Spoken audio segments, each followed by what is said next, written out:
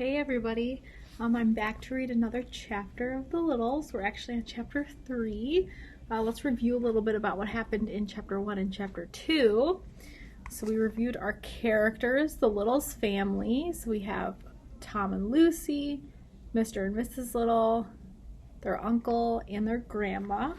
And we actually met a new character in chapter 2, and it's their cousin Dinky. And we learned a little bit about him. We learned that he's an adventurer, so he likes doing adventurous, fun, sometimes risky things.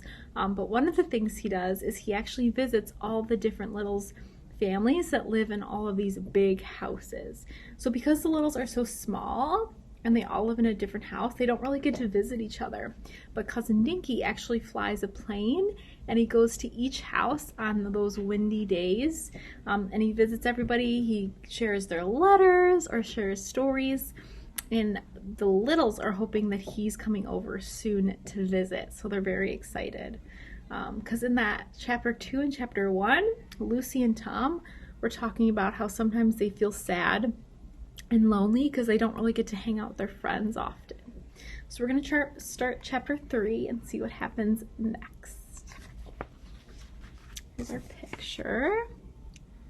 You can tell they're on the roof of the house because they're waiting to see if Cousin Dinky's plane flies in. The wind blew hard from the east all that day. Clouds hurried across the sky. Treetops fought the wind. Mr. Little was standing on the Big's roof with Lucy and Tom. It was the first time Lucy's mother let her go up on the roof.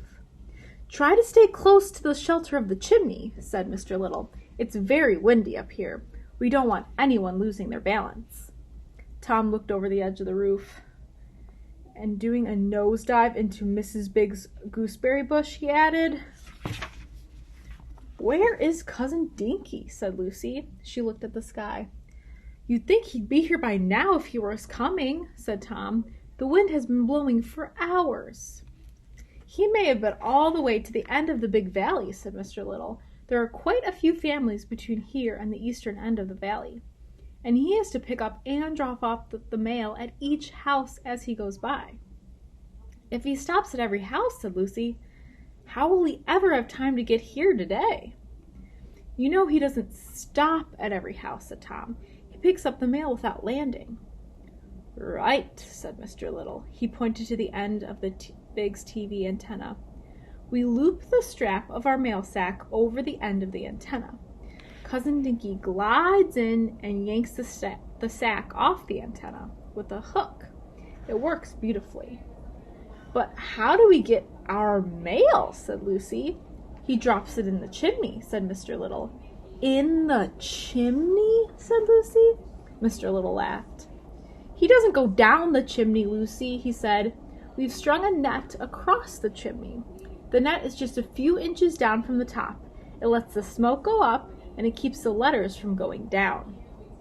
"But doesn't Cousin Dinky usually land at our house?" said Lucy.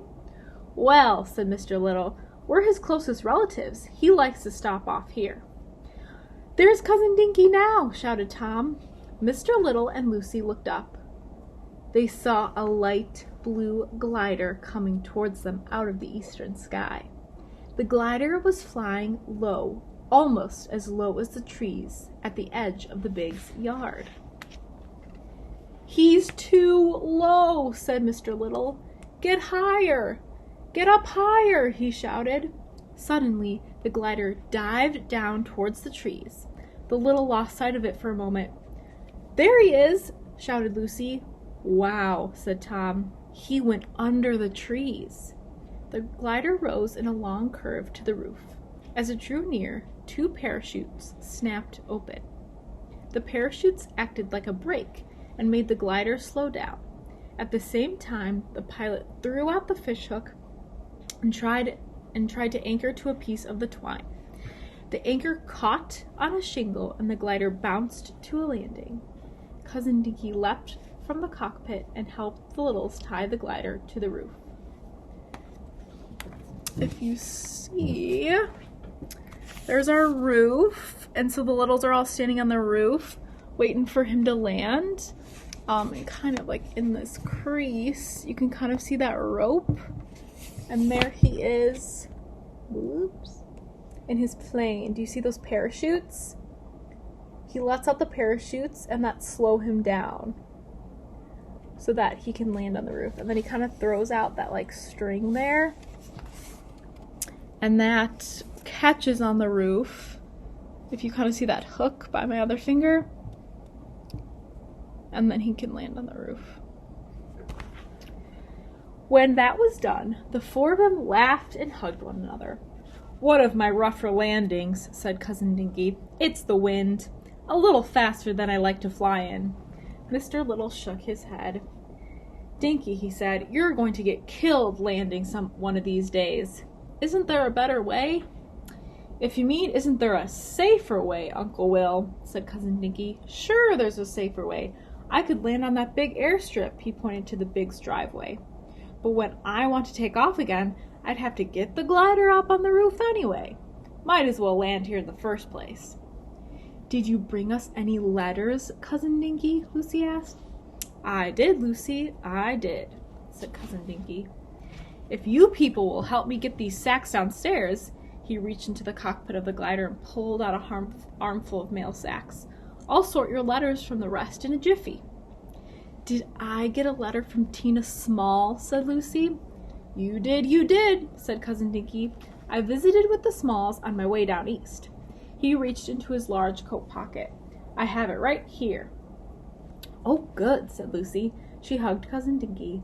"You're wonderful, Cousin Dinky. I love it when you come to visit." "Now, let's get out of this wind," said Mr. Little. "Dinky, you must be hungry." "That's a true fact, Uncle Will," said Cousin Dinky. "Hungry's the word. And what I'm hungry for is Mrs. Big's cooking. No one in this part of the valley can hold a candle to Mrs. Big when it comes to cooking." "Come on," said Mr. Little. He looked at the sun in the west. "By this time the Bigs are about ready to eat dessert.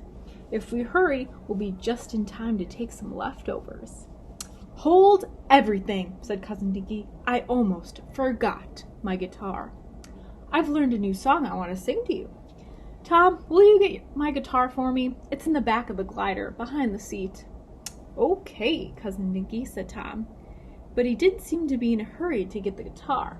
There was one thing Tom could never understand. How could a great man like Cousin Dinky have such a bad singing voice and not know it? Do you see him? So that's them on the roof, there's the plane, and that's Tom getting the guitar. And that is the end of chapter 3. So we met Cousin Dinky. He's coming to visit the Littles, and he's bringing them some letters.